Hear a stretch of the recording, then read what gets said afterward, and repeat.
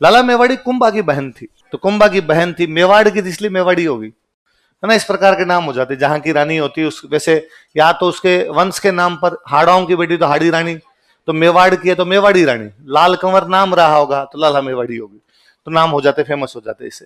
तो लाला मेवाड़ी किसकी बहन थी? कुंभा अपने टाइम का कितना शक्तिशाली राजा था। कुंभा की बहन अचलदास खिंची के साथ शादी हो रखी है। लाला मेवाड़ी थी वो बड़ी दादागिरी किया करती, और उसने अचलदास खिंची को दूसरी शादी नहीं करने दी। उसने कहा जब मेवाड़ में तोरण मार दिया, जब ससुराल मेवाड़ हो गया, तो अब छोटी मोटी जगह क्या ही शादी करोगे। तो अचलदास खिंची के पहले एक ही रानी थी, उस रानी का नाम क्या है? लाला मेवाड़। अचलदास खिंची के ठीक है भाई, एक ही सही। एक बार अचलदास खिंची अपने दरबार में बैठा हुआ, और उसके दरबार में दो भाई बहन आए, दोनों बहुत अच्छे संगीतकार। बहन बहुत अच्छी वीणा बजाती, बहुत अच्छा गीत गाती।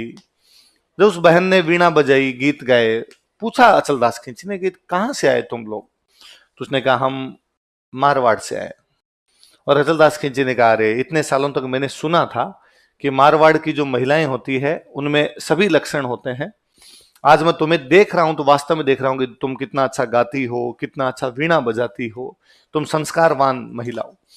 उस लड़की ने वापस कहा कि राजा, यदि तुम इस बात को मानते हो कि मारवाड़ की जो महिलाएं या मारवाड़ की जो लड़कियां होती है वो 36 गुणों से संपन्न होती है, तो क्यों ना तुम मारवाड़ में कोई राजकुमारी से शादी कर लो। अचलदास खिंची मन ही मन सोचे कि कर लूं तो कैसे जी में तो है, लेकिन लाला मेवाड़ी करने, पर अब लोगों के सामने तो कैसे कि उसने कहा हाँ देखेंगे, को अच्छा को रिश्ता हो तो तुम बताना, कर लेंगे वहां पे। तो उसने कहा अच्छा मैं तुम्हें अभी बता देती हूँ। हाँ बताओ। वो बीकानेर में एक गांव पड़ता है जांगड़ू। कौन सा गांव था? सांखलों का रास्ता, किसी टाइम वहां पे सांखला वंश था, उनका रास्ता। उन सांखलों की एक राजकुमारी थी, उसका नाम था उमा दे। क्या नाम था? उसने कहा मैं जांगड़ू से आई हूं, और हमारे जांगड़ू की राजकुमारी है उमा दे सांखली, और वो बहुत सुंदर है, और जितने तुम लक्षण बता रहे हो सारे के सारे लक्षण उसमें है, तो क्यों ना तुम जाओ और उमा दे सांखली से शादी कर लो। अचलदास खिंची कहता है कि कैसे, क्या क्या गुण है उसके अंदर? तो वो वहां पर गुण बताती है, वो जो लड़की है वो उमा दे सांखली के गुण बताती है कि उमा दे सांखली ऐसे है जैसे पूनम का चांद हो, जैसे सरोवर का हंस हो, जैसे सावन की धीमी धीमी बरसती हुई बारिश हो।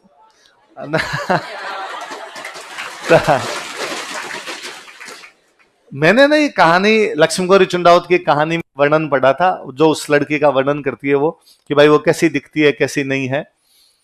1960 के आसपास लिखी हुई किताब है जिसमें वो एक लड़की की सुंदरता का वर्णन है। आप उस वर्णन को पढ़िए कि वो पूनम का चांद है, सरोवर का हंस है, लिच्छमी को बच्चों है, ऐसे ही खूब सारे हैं उसमें।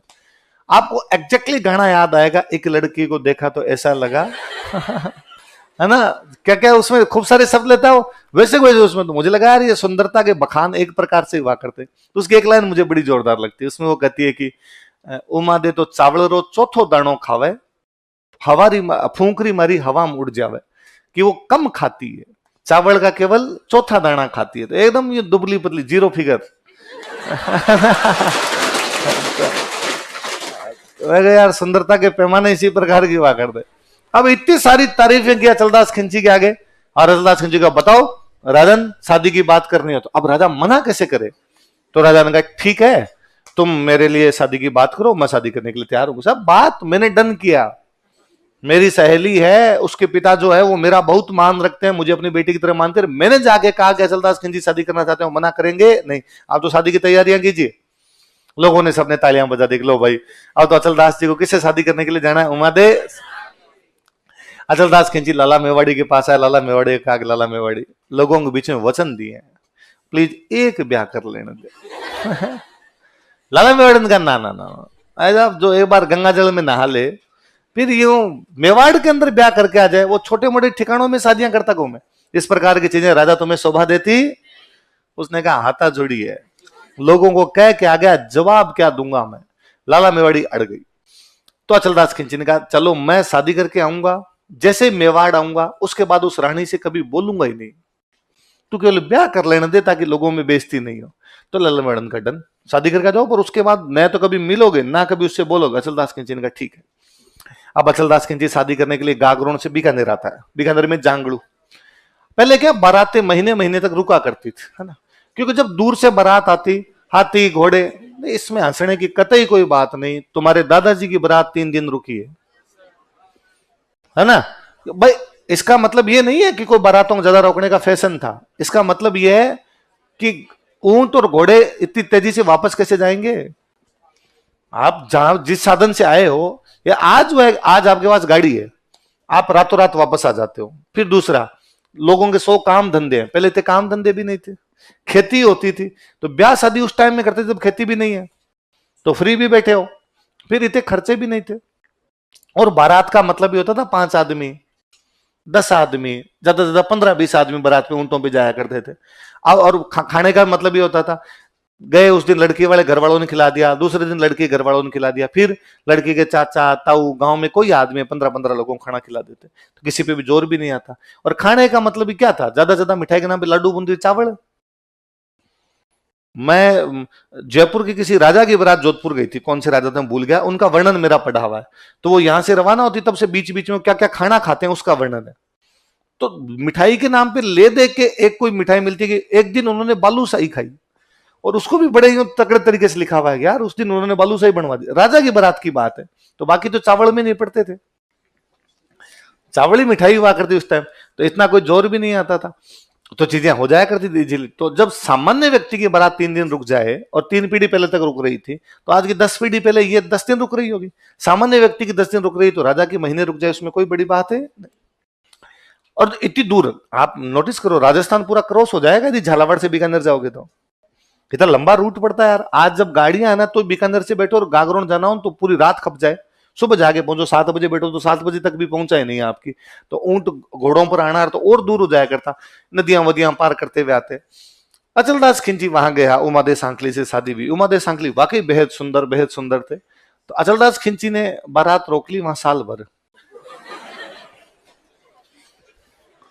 गया नहीं अचलदास खिंची।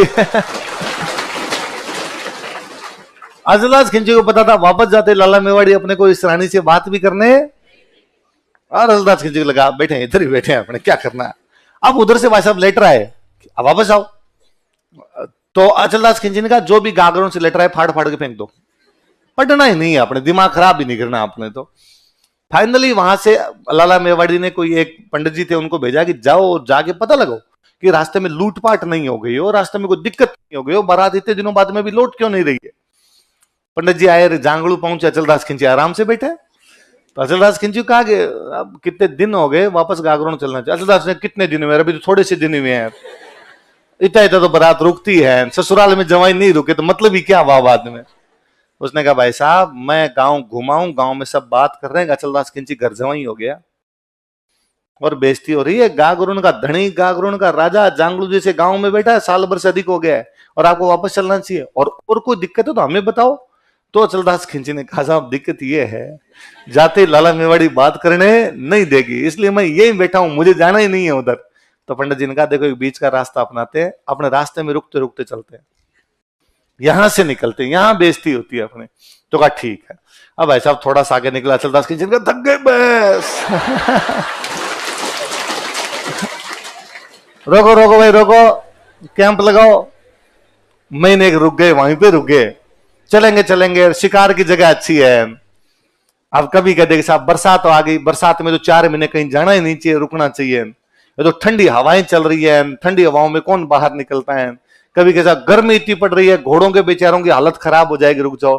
यूं करते करते उसने 1.5 साल लगाया जाने में, धीमे धीमे करता गया। लेकिन आप कितना भी धीमे चलो, गागरोन तो वही है ना, एक दिन आना ही है। आ गया। अचलदास खिंची वचनों के पक्के थे, जैसे ही गागरोन पहुंचे उसके बाद उमादे सांकली के लिए अलग महल था, उस महल में भेजा और कभी बोले नहीं, कभी उससे बातचीत नहीं की, कभी उसके महलों में नहीं गए। 7 बरस बीत गए।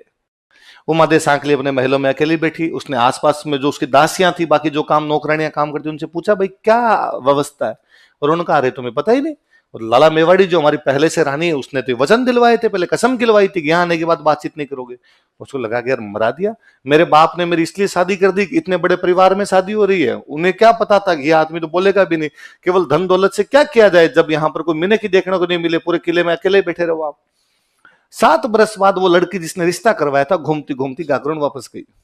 वो अपनी सहेली उमादे सांकले से मिलने के लिए गई, तो उसने पूछा उमादे बता कितना अच्छा रिश्ता करवा दे, कितने बड़े घराने में रिश्ता करवाया तेरा।